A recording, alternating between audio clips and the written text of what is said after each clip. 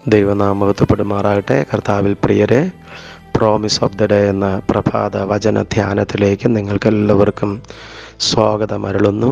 ഈ ദിവസം നിങ്ങളെ കർത്താവ് എല്ലാ അർത്ഥത്തിലും അനുഗ്രഹിച്ച് സന്തോഷവും സമാധാനവും നിറഞ്ഞ ഒരു ദിവസമായിരിക്കട്ടെ എന്ന് ഞാൻ പ്രാർത്ഥിക്കുകയും ആശംസിക്കുകയും ചെയ്യുന്നു. ഇന്ന് നമുക്ക് ഒരുമിച്ച് ധ്യാനിക്കുവാനായിട്ട് തിരഞ്ഞെടുത്തിരിക്കുന്ന ദൈവവചനം വിശുദ്ധ വേദപുസ്തകത്തിൽ പഴയ നിയമം യെശയ്യാ പ്രവാചകന്റെ പുസ്തകം 6-ാം അധ്യായം അതിൻ്റെ 1-ാമത്തെ വാക്യം.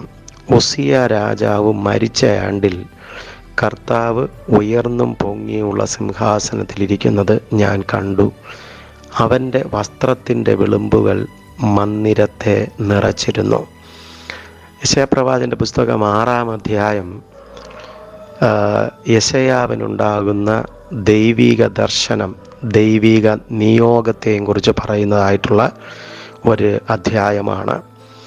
ഈ അധ്യായം നമ്മൾ മനസ്സിലാക്കുമ്പോൾ യെശയ്യാവ് ദൈവത്തിൻ്റെ ആലയത്തിൽ ചെന്ന് പ്രാർത്ഥന നിമഗ്നനായി ദൈവ സാന്നിധ്യം ദർശിക്കുന്നതിന് വേണ്ടി കാത്തിരിക്കുകയാണ്. തൻ്റെ ശുശ്രൂഷകൾക്ക് കൈത്താങ്ങൽ നൽകിയതായ ഉസിയ രാജാവിൻ്റെ മരണം ഈ യെശയ്യാ പ്രവാചകനെ വല്ലാതെ വേദനിപ്പിക്കാനായിട്ടിടയായിത്തീർന്നു. അടുത്തു വന്ന രാജാവ് തന്നെ ഏത് വിധത്തിൽ ശുശ്രൂഷയിൽ സപ്പോർട്ട് ചെയ്യുമെന്നും ഈ യെശയ്യാവിന് അറിയാനായി നിവർത്തിയില്ല. അങ്ങനെ തൻ്റെ മിനിസ്ട്രിയുടെയും തൻ്റെ ഭാവിയുടെയും കാര്യങ്ങൾ എന്തായിത്തീരുമെന്നുള്ളതിനെക്കുറിച്ച് ചിന്തിച്ച് വ്യാകുലപ്പെട്ട് യെരൂശലേം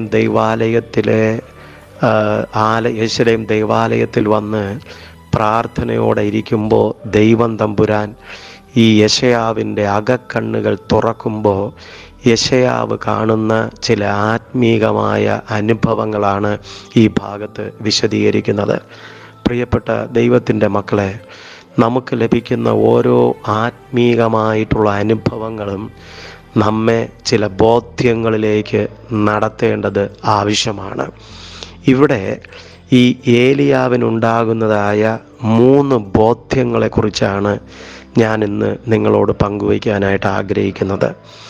ഇതിനകത്ത് നമ്മൾ പറയുന്നതായിട്ടുള്ള ഒരു കാര്യം, ഉസിയ രാജാവ് മരിച്ച ആണ്ടിൽ കർത്താവ് ഉയർന്നും പൊങ്ങിയുള്ള സിംഹാസനത്തിലിരിക്കുന്നത് ഞാൻ കണ്ടു. അപ്പോൾ ഇവിടെ യെശയ്യാവിനുണ്ടാകുന്ന ആദ്യത്തെ ബോധ്യം ദൈവത്തെക്കുറിച്ചുള്ള ബോധ്യമാണ്. താൻ ആരാധിക്കുന്നതായ ദൈവം ആരാണ് എന്ന ബോധ്യം.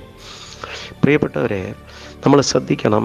ഉസിയ രാജാവിൻ്റെ ശുശ്രൂഷയുടെ ഭാവി എന്താകുമെന്ന് ചിന്തിച്ചിരിക്കുമ്പോൾ ഈ ഉസിയാവിൻ്റെ വേർപാട് തന്നെ തളർത്തിക്കളഞ്ഞെങ്കിൽ ദൈവം ഏലിയാവിന് കൊടുക്കുന്ന ആദ്യത്തെ ബോധ്യം എന്ന് പറയുന്നത് ഒരിക്കലും മാറാത്തതായ ഒരു സിംഹാസനത്തിൽ ഉപവിഷ്ടനായിരിക്കുന്ന, അതും ഉയർന്നതും പൊങ്ങിയതുമായ സിംഹാസനത്തിലിരിക്കുന്ന ഒരു നിത്യനായ രാജാവിനെ കുറിച്ച് വെളിപ്പെടുത്തി കൊടുക്കുകയാണ്. അപ്പോൾ അവിടെ നമ്മൾ മനസ്സിലാക്കണം, ഉസിയാവ് മരിച്ചാലും മരിക്കാത്ത നിത്യനായ മാറ്റമില്ലാത്ത ഏതൊക്കെ അധികാരങ്ങളും ഏതൊക്കെ പദവികളും നീങ്ങിയാലും കർത്തൃത്വങ്ങളും അധികാരങ്ങളും ഒക്കെ മാറ്റപ്പെട്ടാലും ശരി, മാറാത്ത ഒരു ദൈവത്തിൻ്റെ സാന്നിധ്യം ഉണരാനായിട്ട് നമുക്ക് കഴിഞ്ഞാൽ നമ്മുടെ നിരാശകളും നമ്മുടെ ദുഃഖങ്ങളും ഒക്കെ നമ്മുടെ ജീവിതത്തിൽ നിന്ന് ഓടി അകലും എന്നുള്ളതിന് യാതൊരു സംശയവും വേണ്ട. അപ്പോൾ ഇവിടെ ഇതാ ദൈവം തമ്പുരാൻ തന്നെ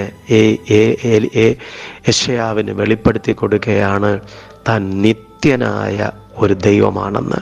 പ്രിയപ്പെട്ട ദൈവമക്കളെ, നമ്മുടെ ദൈവം മാറാത്ത, നമ്മുടെ ജീവിതത്തിൻ്റെ ഏത് പ്രതിസന്ധിയിലും നമ്മളോട് കൂടെ ഇരിക്കുന്ന, നാം ഒറ്റപ്പെട്ടു എന്ന് തോന്നുമ്പോൾ, ശുശ്രൂഷകൾ അവസാനിച്ചു എന്ന് തോന്നുമ്പോൾ, ഭാവി ഇരുളടഞ്ഞതാണെന്ന് തോന്നുമ്പോൾ നമുക്കുണ്ടാവേണ്ട അതിപ്രധാനപ്പെട്ടൊരു ബോധ്യം, ഞാൻ ആരാധിക്കുന്ന ദൈവം ആരാണ് എന്നുള്ള ബോധ്യമാണ്.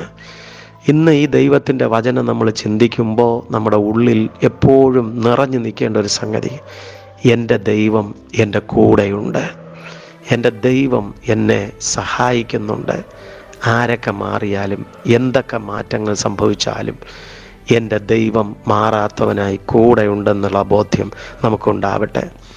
മാത്രമല്ല, ഈ ഒരു ബോധ്യത്തിനകത്ത് മറ്റൊരു കാര്യം കൂടി പറയുകയാണ്. ഈ യെശയ്യാവ് ദർശിക്കുന്ന ഒരു സംഗതി, സാറാഫുകൾ അവന് ചുറ്റും നിന്ന് രണ്ടുകൊണ്ട് കാൽ മൂടി, രണ്ടുകൊണ്ട് മുഖം മൂടി, രണ്ടുകൊണ്ട് പറന്നിട്ട് പറയുകയാണ്, സൈന്യങ്ങളുടെ യഹോവ പരിശുദ്ധൻ, പരിശുദ്ധൻ, പരിശുദ്ധൻ. അപ്പോൾ എന്താണ് നമ്മൾ ആരാധിക്കുന്ന ദൈവത്തിൻ്റെ പ്രത്യേകത എന്താണെന്ന് ചോദിച്ചാൽ, ദൈവം പരിശുദ്ധനായ ദൈവമാണ്. ഇവിടെ സാറാഫുകൾ ദൈവത്തിൻ്റെ സൃഷ്ടിയാണ്. ഈ സാറാഫുകൾക്ക് പോലും അതിപരിശുദ്ധനായ ദൈവത്തിൻ്റെ സന്നിധിയിൽ നിൽക്കാനുള്ള യോഗ്യതയില്ലെന്ന് അവർ ബോധ്യപ്പെടുന്നു. ആ പരിശുദ്ധനായ ദൈവത്തിൻ്റെ മുഖത്തേക്ക് നോക്കാനുള്ള ആ ഒരു യോഗ്യത തങ്ങൾക്കില്ലെന്നവർ തിരിച്ചറിയുന്നു. അതുകൊണ്ട് തന്നെ മുഖം മൂടിയും പാദം മൂടിയും അവർ ദൈവസന്നിധിയിൽ പറന്ന് വിളിച്ചു പറയുകയാണ്, ഞാൻ ആരാധിക്കുന്ന ദൈവം പരിശുദ്ധനായ ദൈവമാണ്. സഹോദരങ്ങളെ, നമ്മൾ ആരാധിക്കുന്ന ദൈവം എത്ര വലിയവനാണെന്ന്, എത്ര പരിശുദ്ധനാണെന്ന് നമ്മൾ ബോധ്യപ്പെട്ടാൽ ഈ ദൈവത്തിൻ്റെ മുമ്പിൽ നമ്മൾ കവിണ്ണ് വീണ് കണ്ണുനീരോടെ വിളിച്ചു പറയും, കർത്താവേ, നിൻ്റെ മുഖത്തേക്ക് നോക്കാനും നിൻ്റെ അടുക്കലേക്ക് വരാനും ഞാൻ യാതൊരു അർഹതയും ഇല്ലാത്തവനാണ് എന്ന് നമ്മൾ വിളിച്ചു പറയും. അതുകൊണ്ട് പ്രിയ സഹോദരങ്ങളെ, നമ്മുടെ ദൈവം ഉന്നതനായ, ശ്രേഷ്ഠനായ, വിശുദ്ധനായ ഒരു ദൈവമാണ്. ഈ ദൈവം ഇന്ന് നിങ്ങളോട് കൂടെയുണ്ട്. ഇന്ന് നിങ്ങളെ ശക്തീകരിക്കുന്ന ഒരു ദിവസമാണ്. നമുക്ക് ദൈവത്തോട് പ്രാർത്ഥിക്കാം. സർവശക്തനും അതിപരിശുദ്ധനുമായിരിക്കുന്ന മാറ്റമില്ലാത്ത ഞങ്ങളുടെ ദൈവമേ, ഇന്ന് ഈ പ്രാർത്ഥനയിലൂടെ അവിടുന്ന് അങ്ങയുടെ മക്കളെ ശക്തിപ്പെടുത്തുന്ന കൃപകൾക്കായി സ്തോത്രം. ചിലരുടെ ദുഃഖങ്ങളും ദൈവത്തിൻ്റെ കൃപ നമ്മളോട് കൂടെ ഇരുന്ന് ഇന്ന് നമ്മെ വഴി നടത്തുന്നതിനായി സ്തോത്രം.